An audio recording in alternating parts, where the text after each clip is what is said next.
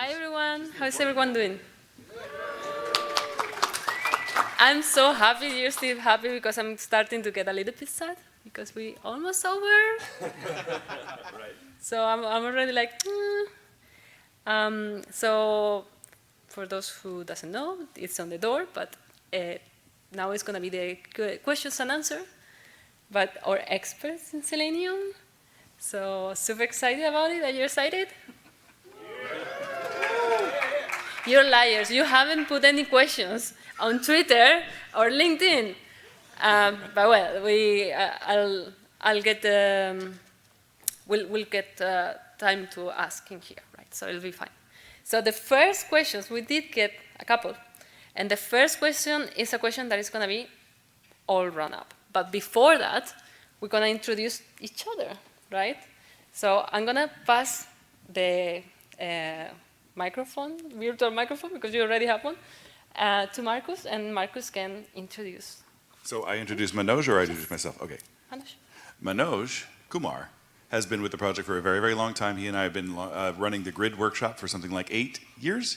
And Diego and I were running it with Manoj, for the three of us for a while, and then Diego went off and split off and did his own. But anyway, Manoj is awesome. He's been working in, particularly in the accessibility space for a very long time, working with a number of places like ThoughtWorks and Applitools, and now he is the VP of Developer Relations with Lambda Test. So welcome, Manoj. It's great to have you here.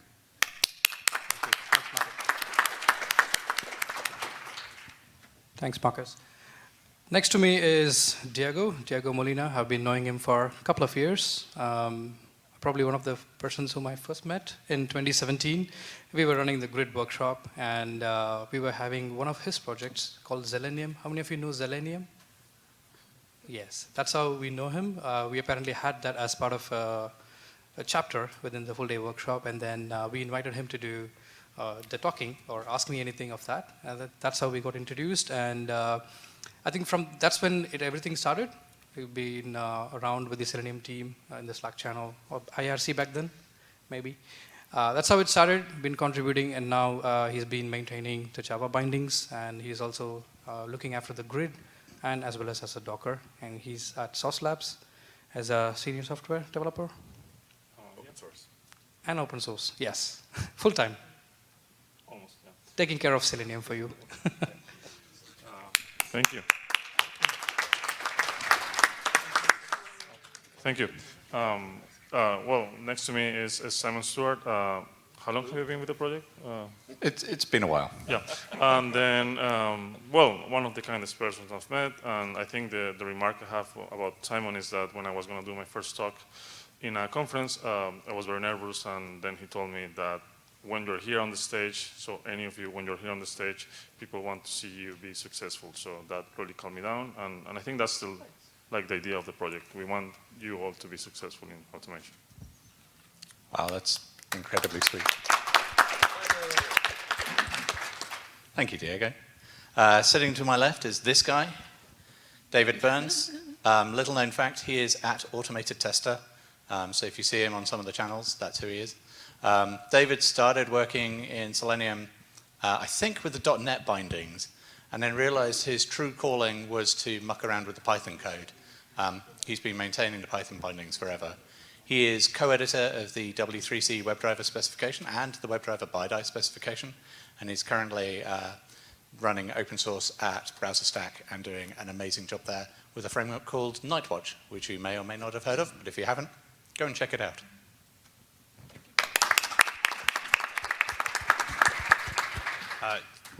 To my left, we have Titus. Titus has been with the project for a good many years, looking after Ruby and the water bindings, is currently doing his best to try find all the weird and wonderful areas where things just don't match up in the project.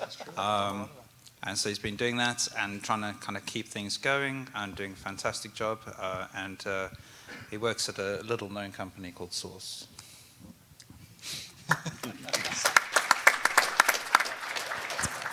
And to my left is Jim Evans, who works at Salesforce. And he is one of the hardest working members of Selenium for the last 12 years? 13? I don't know. Anyway, he has written all of the .NET bindings and all of the Internet Explorer code pretty much by himself, with some input here and there from other people. But it's some of the best organized code in Selenium. So when I am working through and trying to make sure that Ruby and Python and Java and .NET all look about the same-ish, I get to .NET and I'm like, oh, look, pretty method names, and I know exactly what's going on. I'm like, I don't know .NET, but I know where to make the change. So thank you, Jim. Wow. And the gentleman to my left here is Alex. He has been working on the Selenium project for, I don't know, 6 or 7 years now, since 8 years. Joined the same day. Since our good friend Yari left, and he's been working on the Ruby bindings primarily, and has been just a machine, cranking out code, making bug fixes, and between he and Titus, the Ruby bindings have been in very good hands. So this is Alex. Yay. Thank you, Jim. The nice thing about Selenium Conf is that I meet people who I don't know on the project. So it happened that I don't really know Pono. So I just met him, and I know not so much. He's on the Software Freedom Conservancy, which is an extremely important part of the Selenium project. This is Pono. Please welcome him. Thank you very much. Yeah, I'm a non-technical contributor, so it's nice to be around everybody else. And to my left is Corina. She's on the PLC, so I've had the pleasure of working with her on governance and project planning for the Selenium project. Thanks, Pono. To my left, here you have Bill McGee. You might have seen him around all day long. He has been very important to this conference because he has taken so much of the work regarding organizing this conference. And apart from that, for quite a long time, he was the vice president of a large company used in testing. I'm not going to name names, Sauce Labs. And he's somebody I really admire because he has so much wisdom and so much experience, and he is just a pleasure to work with. So please, a big applause for Bill. Yay, Bill. Absolutely. Well, sitting to my left is Marcus. a strategically placed chair. No, I'll You have to introduce go all the Mark. way around. I thought I was going to introduce you, Noemi. No, okay. All right. So all the way over there is Noemi Ferrera, Ferrera.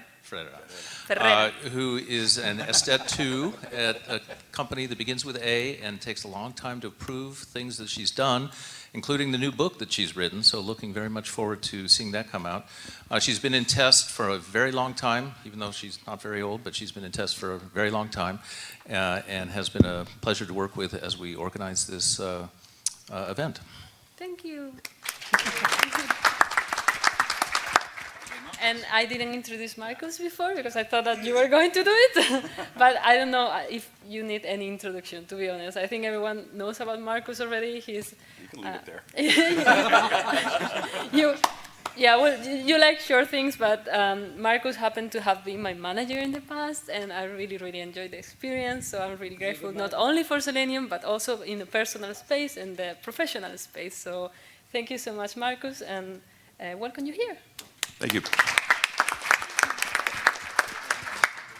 And now we're going to go through the everyone gets to talk first question, which is like my question. So it's not going to be in Slido, but I've seen that some people are already putting some questions in Slido. So thank you for that. Remember, you can also vote for them. Just in case we don't have time to cover all of them, we'll cover to the ones more voted. So go through that too. And while you're looking at your phone, also keep your ears here. So the first round question is, if you have a time machine, rings a bell, that name, what would you change from Selenium? If you could go back in time. And you go one by one again, so Marcus first. I would have brought the browser manufacturers on board earlier to help out with the creation of the drivers. Yeah. Manoj? Keep it short. Cool. Yeah, Yeah. I Short, would say please. we could have done much better work in documentation much earlier. And yeah, I think that's pretty much. Yeah, I think I would have spent more time figuring out how to involve the community deeper into the project. So I think that's what would have changed. I think I would have listened to Andreas Tolfsson in the second face-to-face W3C session when he said WebDriver should be a bi-directional communication thing. It shouldn't just be one way. Interesting. Which year was it? Second face-to-face, 2014. 2014. I think I'm with Diego. Getting community slightly better placed and just have that constantly growing, I think would be the thing I'd change. No fair, not one person but two people stole my answer before I got to it. I came into the project from Water as a wrapper on Selenium and Ruby, and I have always wanted to see more centering of tools that use Selenium and allow people to get things done in an opinionated way with the Selenium project and community. I think that I probably would have made some decisions as to what to include in the project a little differently, a little sooner than I actually made some decisions to what to include. Had some things that are probably better served outside the project itself that I probably would have that I would have moved out sooner, rather than setting the expectations that they always should be there. I think I would have focused on the documentation and kind of make it documentation-driven development so that we make sure everything is documented and when it's shipped. I think it was Marcus that said he'd bring the browser vendors in earlier. I think that one of the great things about Selenium is sort of the open source nature of the project, and working with W3C and making sure that the specs have all remained open has been just a huge boon and a lifeblood for the project. Okay, I wouldn't go back in time because I don't know if you've seen Star Trek, but every time you're changing the timeline, something bad happens, the Enterprise gets destroyed and stuff, so let's not destroy the project. Hot dog fingers. But instead I'm thinking let's just look to the future and look what we can do, what amazing stuff we can do from this moment on. Well, I'll pick up on that because we've talked throughout the conference about the perceptions of what Selenium is and can do. And I think it's important to help people understand what Selenium is and what it can do and how it works with the other folks in the WebDriver ecosystem.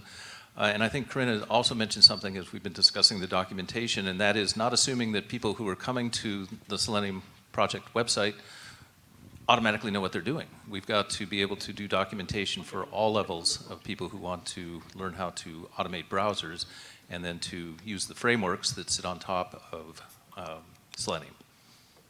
Awesome. So I have a question that is very much voted, but I'm going to leave it for the end. And the audience know which one it is. ChatGPT. And the second one, I also going to leave it for the end because it's related. So the third one is, how does Selenium makes money? And you can pick which one of you want to I think answer. Pono. Pono. Oh, great. Yeah, so Selenium is a really unique software project. So it's an open source and free software project that is funded by both the companies that pay their employees to work on it. We live in a day and age where a lot of corporations are paying their employees to work on free software, which is much better than it's been in the past. And then also individual contributors and grant money and other ways that we fundraise. So Selenium is a part of the Software Freedom Conservancy. We're a 501c3 charity. So our mission is to spread software freedom to everybody. And we do that by funding projects and looking at ways that we can increase the amount of free software in the world.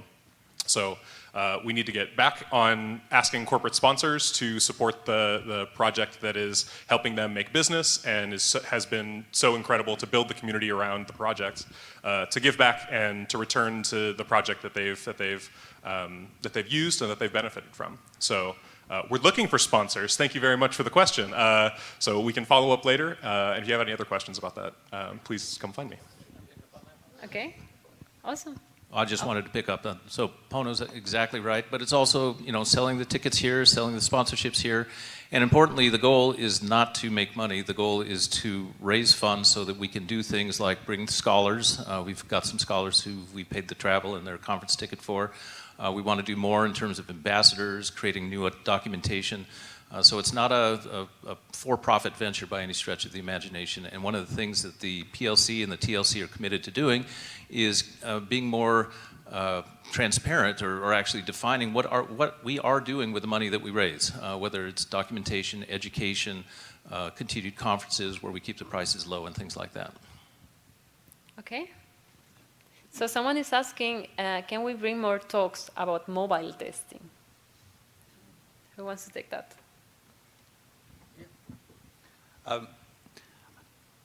I think we should. Definitely the mobile space, especially over the pandemic, has grown exponentially. And I see this from, I work at BrowserStack, I see how people are doing things. And we have banks who have moved all of their desktop testing now to mobile, a lot. Because people are like, I don't want to go into a bank anymore because I don't want to interact with people who might be sick. And that happened a lot through COVID, and I don't think it's ever going to come down. I think it's just going to grow from that point. Definitely we should be doing it. I know some of my team from BrowserStack submitted some talks that were around it, and so hopefully at the next conference we'll see some of that. Yeah, just adding on top of it, as a program chair for this conference, we did see a very low number of talks. I think in the past we have had a lot of talks in mobile automation space, and I think after a point, Appium conference originated out of it. We have the Selenium conference now, and an entire conference dedicated to mobile, which is Appium conference. But if you still have an interesting problem that you have solved in mobile automation space, we would very much welcome you to submit next year, whichever part of the world. And yeah, you might get a chance to be at the stage. And I want to jump in real quick, just saying that, we got together with the Appium devs, so some of us on the Selenium team, Alex and I and a few other people, and Jonathan Lips and stuff, and we were talking about how do we better work together, because Selenium and Appium have not traditionally communicated as well as we could, even though we have overlapped in the same space, and trying to figure out how can we make the experience of using Appium and Selenium in the same code base better, because a lot of the bindings, they take different approaches to how you need to code in order to do things. And so in addition to trying to get talks, just trying to get the ecosystem, again, talking, communicating, working together, and Alex has got some stuff that he's even started working on to try and help do that in some of the languages. So anyway. +1. Yeah. But Appium started as part of Selenium, right? So kind of, no? Wasn't collaborating? Oh, I'm wrong. Well, but they inherit a lot of code. Each of the languages inherits code from Selenium, but they've never been part of Selenium itself. So our projects are very tied together, and our communication isn't. Right, and it's, yeah. Okay, I like this question. It's do you have any advice for young automation engineers that are still early in their careers? It doesn't matter if you're old and you're early in your career. It's only for the young one, okay? Not making me feel old at all now. I would say, don't focus on the tool, focus on the problem.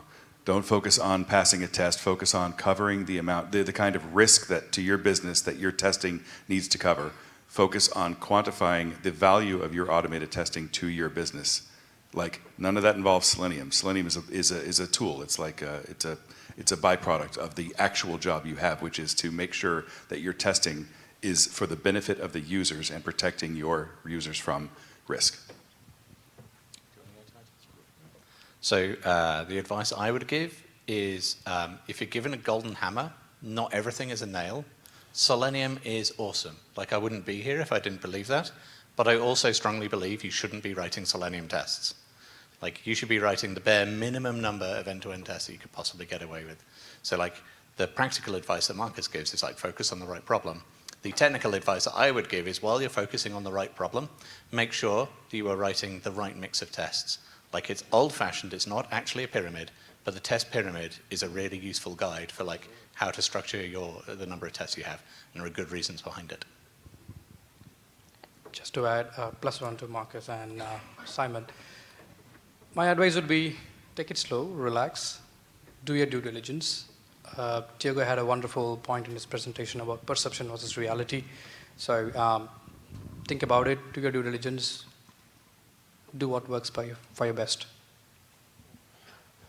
I've got a really quick answer, which is just automated testing, realize that maintenance costs are much higher than creation costs and execution costs.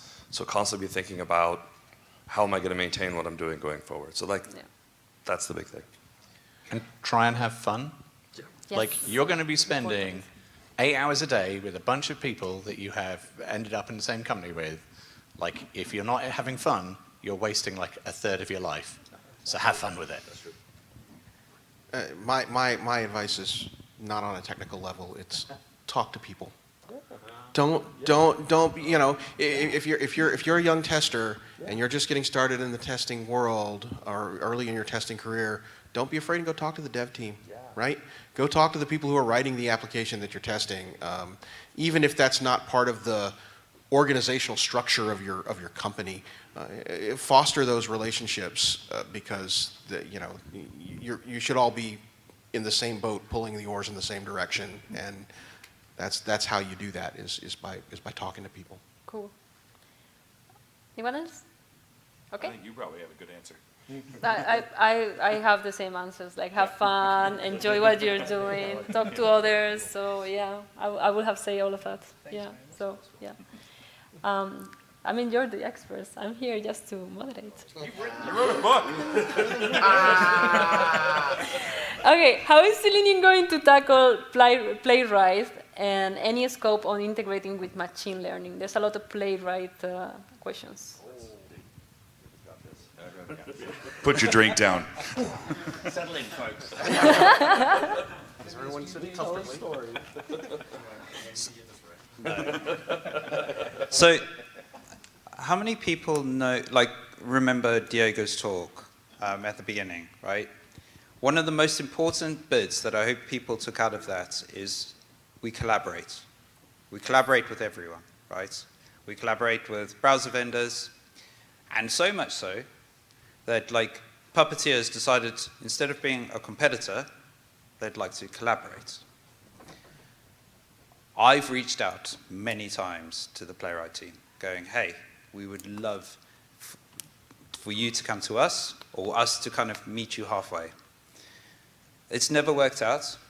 There's no animosity between the projects, but they kind of we don't believe in what you're doing. We want to go our own way. That's fine, right? It'll be interesting to see how things go with the WebDriver BiDi spec, right? Especially when Puppeteer moves across directly to it, right? And that's not even going to be that far away. By the end of the year type thing, it could happen. Because it's literally, they just changed the internals of Puppeteer and it should work. How Playwright takes that moving forward is going to be interesting. Because they've not had we're not Selenium, Selenium's crap. They've not been like that compared to say someone like Cypress, who I think would be very interesting for them to go, well, we need to move to WebDriver BiDi, and then we go, but that's Selenium. And I don't see that ever happening because they've put a lot of effort into saying we're not Selenium, and they've painted themselves into a corner when we obviously tried to be very hard and go hey, we just want to collaborate, right? The space is huge, it's a hard problem. The more the merrier, right? The more you collaborate, the more you have diversity of thought, you see problems in different lights, right? Playwright, Puppeteer, they have some good concepts. They have really good concepts. And then they've also got some really bad concepts, right? And the same with Selenium, in the same breath, right? We're not perfect, but we've been around for pushing on nearly 2 decades, so we've learned a lot, right? And so I'm not worried about Playwright. I would love for them to come collaborate with us, because as Diego said, right, in his keynote, collaboration is key. And I think that's the big one that I think we should go for. In a relation to this one, Cypress or Playwright, if Selenium didn't exist? I wanted to complement or finish what David was saying because, so I don't know if you knew that Playwright uses Selenium Grid to run tests in parallel. Did you know that? So they use Selenium to some extent, but there is a bug that we did some changes. We were not aware that they were doing that, and someone reported that to us. So our response is like, we really don't know how to fix it because we don't understand how they're using it. But we left the comment saying, why don't they come and we fix it together, and we can work together. They never replied, but there is another project that is WebDriver.io that Christian maintains, and he actually asked me yesterday or today, like, I'm having this issue, and then I remember this other one, and Christian is actually working on showing me how to reproduce it and solve it, so WebDriver.io keeps working with Grid properly. And that's the key, that it doesn't matter that we don't belong to the same foundation or project, but we collaborate, because in the end, the idea is that you all have something good to work for automation. So can I add one little bit? Go for it. After we stopped, collaborate, and listen, as Vanilla Ice told us that we should do. You're old. I am old, it's true. One of the reasons why Selenium and the WebDriver protocol is in the position it is right now is that writing browser automation, like actually going into the browser and automating it, is really hard work. And almost nobody wants to do it because it's really hard work that is kind of thankless, right? Like, I think that as WebDriver BiDi matures, if I was running Playwright, which I am most certainly not, because we would have stopped, collaborated, and listened. If I was running Playwright, what I would be doing is saying, what can I do that adds value on top of this, right? And at some point, it's going to be easier for them to adopt WebDriver BiDi and build on top of it than it is to carry on hoeing their own path that they're doing right now. And you can see they're already kind of doing that. So for Chrome and Edge, they're using the CDP in order to automate the browser. They're putting fewer and fewer patches into those things that they ship to you. Once Firefox adopts WebDriver BiDi, which they are doing at a phenomenal pace, it's astonishing, it will be easier for them to use WebDriver BiDi where that is available to do the functionality that they want to do, rather than maintaining patches over a fast-moving code base. Like, at some point, it just makes sense to come on board and help. And if I was running the Playwright project, which I am not, I would be part of the W3C working group right now, trying to steer it so that that future integration is going to be easier and lighter and simpler for my team to be able to do. Awesome. But anyone? Your next question was going to be if nothing existed. If Selenium was not there, what would, I imagine the question is what would have happened with Cypress and Playwright? Well, that's easy. Going back in time, like, the original Selenium RC architecture is the architecture of Cypress, and we abandoned it. Because it was really hard to make it work. Like, we were pushing the boundary of what you were able to do, and it was super difficult. Like, Playwright at least is in the internals of the browser and playing around with that through CDP or some other protocol. And therefore, if I had to pick, the technically more advanced solution is Playwright instead of Cypress. If WebDriver didn't exist, someone would have to invent it. Again. Again, yes. Well, maybe Cypress would evolve into WebDriver again. I think Playwright would evolve. I think,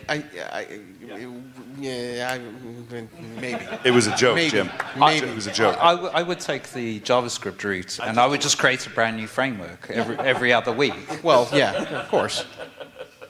So the next question is, what has been the main blocker preventing Selenium from including weights automatically when finding an element or interacting with an element? Well, so like automatic weights, there are like a million different ways to do them. There's all sorts of different things, and one of the things that Selenium has really tried to do is be unopinionated in what it's doing so that it works for everyone. We don't want to make an opinion in one place so that someone else can't choose to do something completely different. And so that's been how I've looked at it. A lot of people have suggested certain specific things. And it's like, yes, if we did that, then someone else couldn't do this other thing. But people need those things, which is, again, where we're turning to the community and the ecosystem and saying, there are solutions out there. Let's put these and center these and put these in front of people, because that is what end users do need in order to be successful with their testing. So I think it's really important to point out here that the automatic weights don't work. Like in the simple case they do, and like Selenium WebDriver protocol has some baked in automatic weighting stuff for like it's waiting for a page to quiesce before it does things. But those automated weights don't always work. And so you always, always, always end up with what we call explicit weights in the Selenium project. Like they are unavoidable. And so the question is like, do I want a different implicit weighting mechanism that fails in a slightly different way to the implicit weighting mechanism that we have already? Maybe, I don't know. But you could do some automatic explicit weights. Like there are some things, like water, I think, is a pretty good solution for 90+% of use cases. I mean, you can capture things like stale element exceptions and do a refinding, but this is where like the strapline of the project is Selenium automates browsers. Like you can build a framework on top of it that does that, which is exactly what water has done, right? Right, exactly. Okay. I'm just interested in Corina's opinion, because you built a plugin with weights. So like, what's your thought after that? Yeah. Hi. Okay, I'm on the spot here. So yeah. So for years I've been trying to teach people on how to write reliable Selenium tests using the weights. I had a discussion, I know that with Titus and with other members of the TLC regarding, okay, why are we not incorporating these weights into the core Selenium library? And it's because there's so many specific usages. Each app that you're testing is different. For each you would need different kinds of weights. For example, for, I don't know, typing into an input, you would need all kinds of conditions, like preconditions, let's say, and then post-conditions for everything to work. And it would be really difficult to assemble all of these conditions into the core framework itself, or into the core library itself. That is why we have the ecosystem. That is why many people created their own libraries where they built on top of Selenium, and they brought in the functionality that they thought would be useful. Now, my particular library, the Waiter2, which I just created, is just a collection of weight methods for different purposes. So for typing into inputs, for selecting from drop-downs, and all of these common usages that I'm seeing in my day-to-day work. So this is kind of, you know, something that can help you not write that particular code yourself.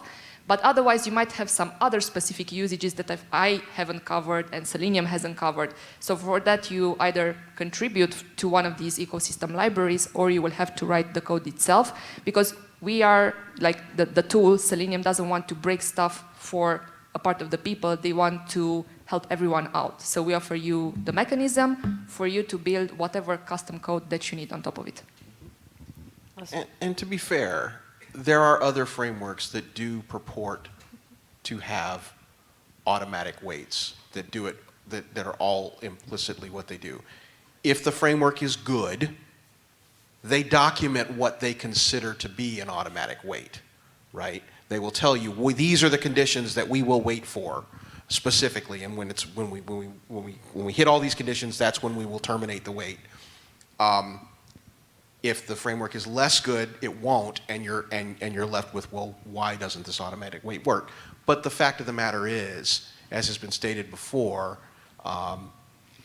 it's almost guaranteed that someone somewhere will run into a case where that whatever the list of conditions is, it won't meet their needs for waiting for an element, and you will always need some form of additional mechanism to wait for something to meet your specific condition. The Selenium project just says, well, maybe you should be the one to make the decision as to what waiting means for you, rather than us being so opinionated and thinking that we know everything, when clearly we're just people, and we can't possibly foresee every single circumstance and have something that will work in every single case, everywhere, for every user. Which brings me to the next question. So we've been hearing, this is my own advantage of being here. So we've been hearing like, yeah, so there's several different projects that we collaborate, and they're all open source. So if you want to get yourself started in open source and start to collaborate, how do you know which one to pick? Or if you need to create one yourself, how do you make that decision? Is it based on a need, or how do you come around? Is it, shall we go to Selenium first because there's like helpers there? So this is something that I've been looking at quite a lot for Nightwatch. Like, how do people get started generally? The biggest thing that I think people tend to do for any new project is they will go, they will set up a repository, they will get certain things working in different things and go, which is the easiest that I could get it working with? And so to the point of like with the auto waits and stuff like that, WebDriver IO, Nightwatch, like they just take care of that. Like you never have to worry about it. Stale element references as well, right? It just works because they've got certain opinions on where that is.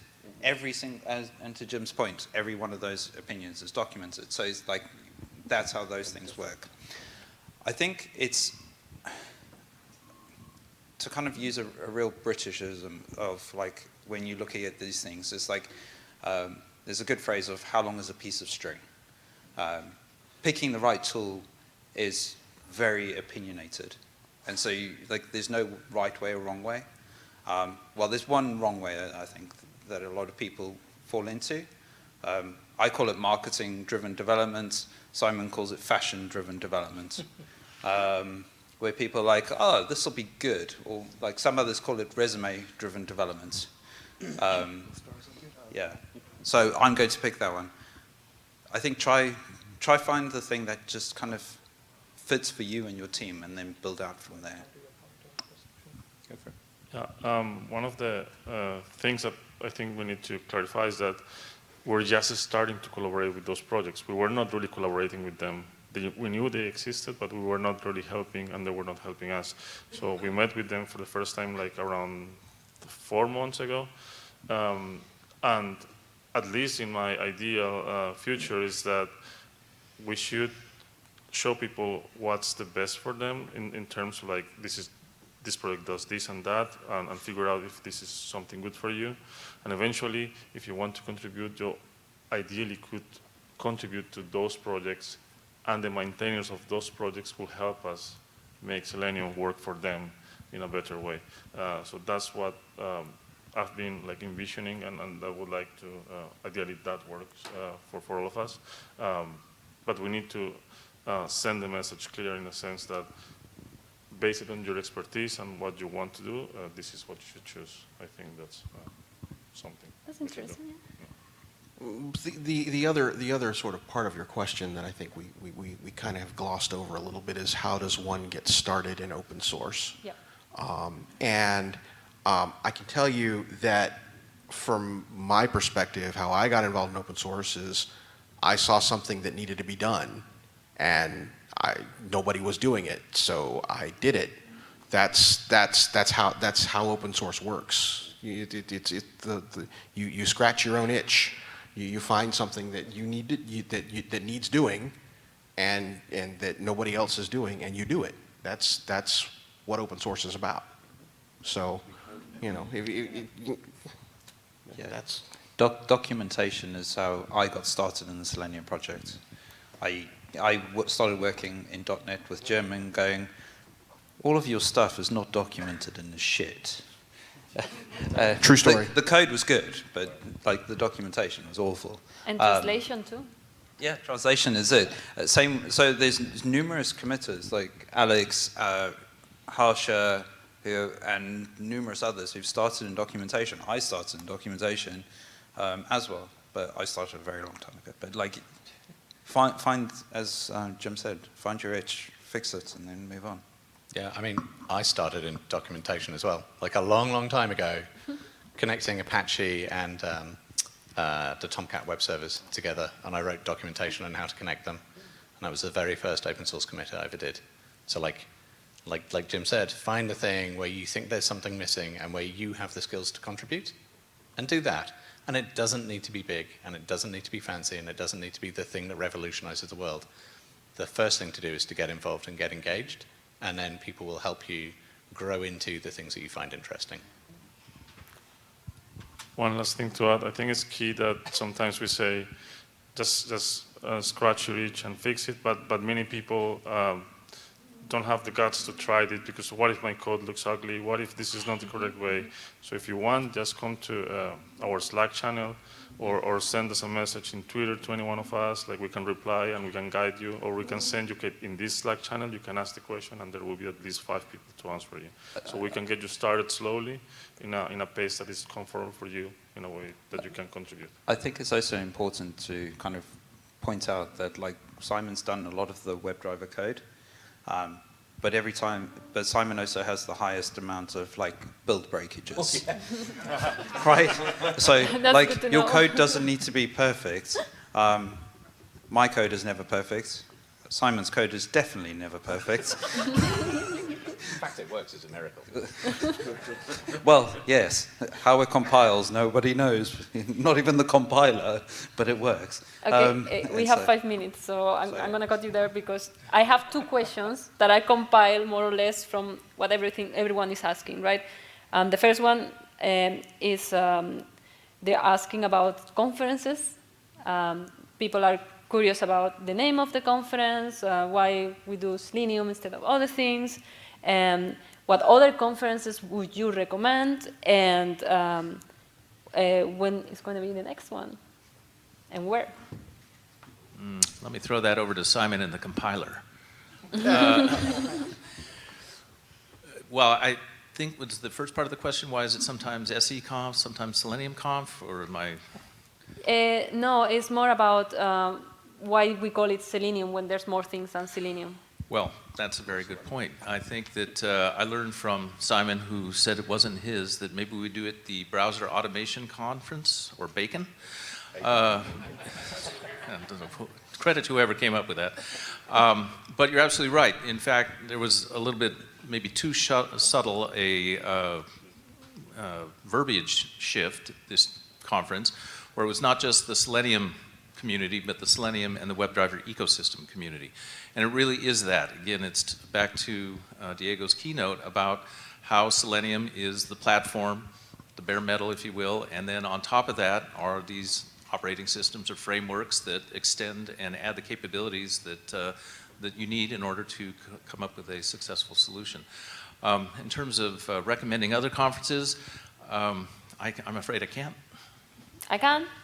I'd like to add saying the list of conference, I would like to say Chris Kenst, he maintains a good list of conferences, testingconferences.org. So go and check it out if you want to follow any testing related conferences. Awesome. For people in Europe, this is more general for open source, but FOSDEM is kind of one of the leading open source conferences. It's in Brussels the first weekend in February every year. Would highly recommend if you're around. And then I will do a little bit of self-promotion that Software Freedom Conservancy is having a conference in Portland, Oregon in July. So I'm trying to wrangle some people up here to give talks. So would love to see you there. Okay. And the other question was, when is next Selenium and where? When is the next Selenium conference? The next Selenium conference, well, right now Naresh is thinking what they're going to do for Appium in India in June probably, so that's the next, particularly for mobile. We talked about it, and the one thing that we could say is there will not be a Selenium conference again this year, at least an in-person one. And we're meeting tomorrow, actually, as a team, TLC and PLC, to determine when and where in 2024. Awesome. But I'll tell you what, we want to make it more global because we know it's hard for people to travel, and so that is a big, big part of our consideration set. So we are right on time, but are you all okay to stay 5 minutes more for one more question? Okay, so the next question, and it's also like a compilation of other questions. People ask, what's the next big things besides for Selenium? And they're also curious about AI and Selenium, if they're going to be something like that, and if we should be scared about AI as well. So future. Don't be afraid of AI. It's not very good. Yeah. Have you seen ChatGPT? No. It's quite good. Maybe we should start getting scared. Well, I think like upcoming things for Selenium, actually, depending on the perspective, it might be exciting or not, but I think we have like, I mean, you normally talk about technical debt. I think we have something called like community debt and like ecosystem debt. I think we're gonna push that a lot. So when we do Selenium 5 with the things we mentioned in the keynote, everybody knows about it, because one example is we have Selenium Manager and so many people don't know about it. We have features in Selenium 4 that nobody knows about it. And that's the issue. Like, we could bring the coolest feature with AI or whatever, but if people don't know about it, it's just as dead code. So the work what we have to do is like tell every person who works in automation in a smart way, like, this is what's new and this is how you can use it. And that's why the community and the ecosystem are keys for that. So that's the focus for now, I think. Can I add something to that? Yeah. Maybe the next big thing about Selenium is not here, it's there. Oh.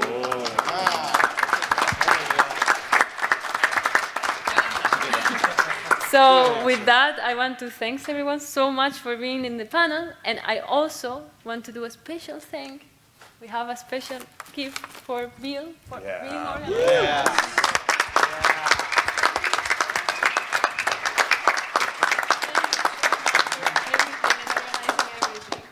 Thank you all very much.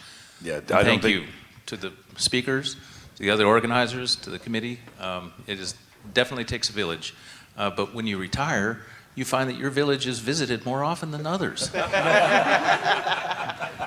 I don't think anyway, we thank you all for attending. Yeah. I guess I'm up again for the raffle. One last little thing before we go to the raffles. I don't know if we've done this yet, but I know that throughout this whole conference all week, if you've noticed, there's monitors over there where people are transcribing what's been said on stage for every talk that's been going on in real time, which is an amazing thing. And I don't think we've thanked them properly, the folks who've been doing that. So a big round of applause for our real-time text translators. Hey, Jim, I think we ought to give him 10 seconds of silence to let them rest their fingers. There you go. Yeah, wait a second, they always answer.